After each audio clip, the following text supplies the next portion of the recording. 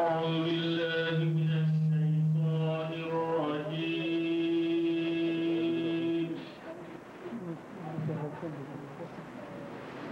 بسم الله الرحمن الرحيم.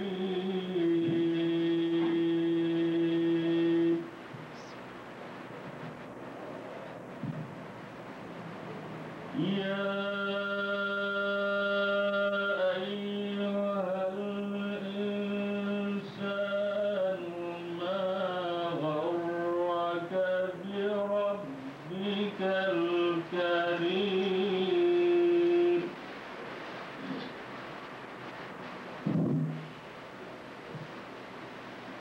الذي خلقك فسواك فعدلك في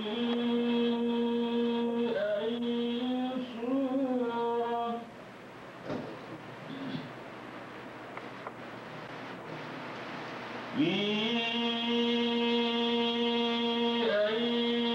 صورة ما شاء ركبك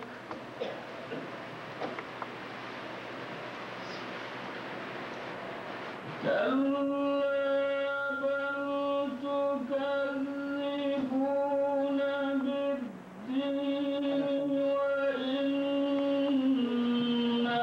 عليكم لحافظين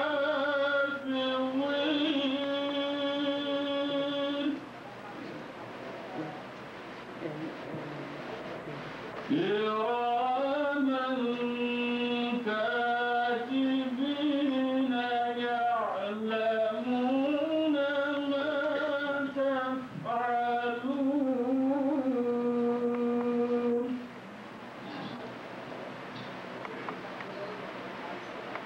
إن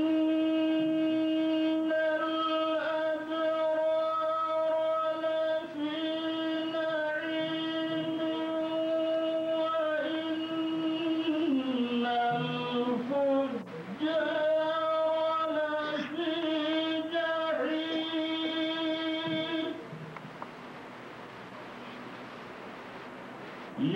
يصلونها يوم الدين وما هم عنها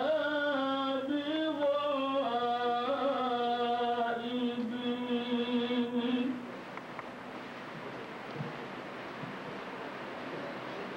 وما أدراك ما يوم الدين ثم ما أدراك ما يوم الدين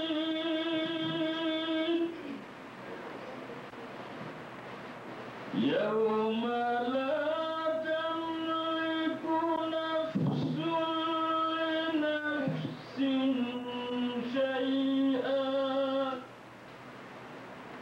والأمر يومئذ لله صدق الله العظيم.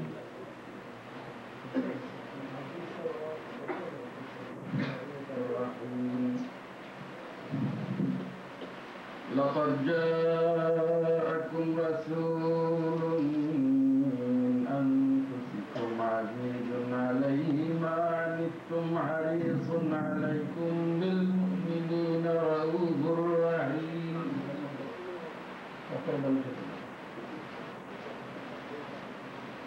فإن تولوا فقل حسبي الله لا إله إلا هو عليه توكلت وهو رب العرش العظيم. صدق الله العظيم. شفعنا اللهم صل على سيدنا محمد وعلى آل سيدنا محمد. اللهم صل على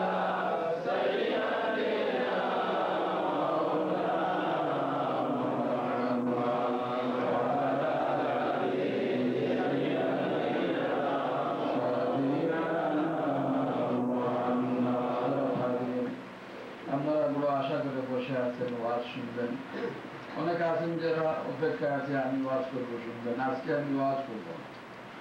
ওয়াজের জন্য আমরা উলামায়ে কেরামকে দাওয়াত দিয়ে রেখেছি, মুহাদ্দিস সাহেব আসবেন আপনাদের কাছে ওয়াজ করবেন। আমি এই মহফিলটাকে একটা স্কুল বানাই নিতে চাই, শিক্ষার আসর। আপনারা রাজি আছেন? কথা বলছেন না কেন? শিক্ষার আসর। ওয়াজে তো টোন টাউন অনেক কিছু লাগাইয়া বলতে হয়, ধাক্কা ধাক্কি এইসব। আমি এটা না করে আজকে পবিত্র ঈদে মিলাদুন নবী সাল্লাল্লাহু আলাইহি ওয়াসাল্লাম এই পরিপ্রেক্ষিতে একটা শিক্ষার আসর করতে চাই।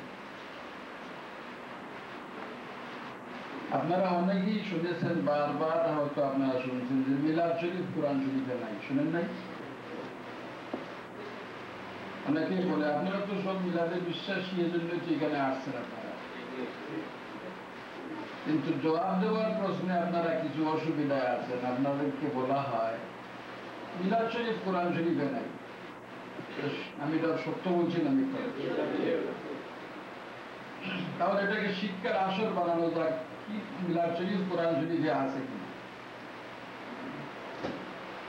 রাজি আছেন? আরেকটা শুনেন, মিলাদের যে কিয়াম করা এটা কোরআন হাদিসে নেই। শুনেছেন? এজন্য এই মহফিলকে শিক্ষার আসর বানানো হোক, দেখা যাক হাদিসে কোরআনে কিয়াম, যেটা বলো কি কিয়াম আছে কিনা। ওটাকে যদি আমি ওয়াজের শুনে বলে যাই তাহলে এক ধরনের, আর যদি শিক্ষার আসর হিসাবে শিক্ষা হিসাবে যদি গ্রহণ করি তাহলে আরেক ধরনের, তাই না? কোনটা ভালো হবে, ওয়াজের সুরে না শিক্ষার সুরে? সবাই জুড়ে বলেন, ওয়াজের সুরে না শিক্ষার সুরে? এবার শিক্ষার সুরে। প্রথম শিখেন, আমি যেটা শিখছি মিলাদ অর্থ কি। মিলাদ যেটা পান এর অর্থ হলো জন্ম বৃত্তান্ত। জুড়ে বলেন কি? জন্ম বৃত্তান্ত। সেই জন্মটা, জন্ম বৃত্তান্তটা পদ্যে হোক গদ্যে হোক সেটাকেই মিলাদ বলে। বুঝে আসছে? পদ্যে অথবা গদ্যে, যেভাবেই হোক জন্ম, জন্মকালীন ঘটনা, জন্মের অবস্থা।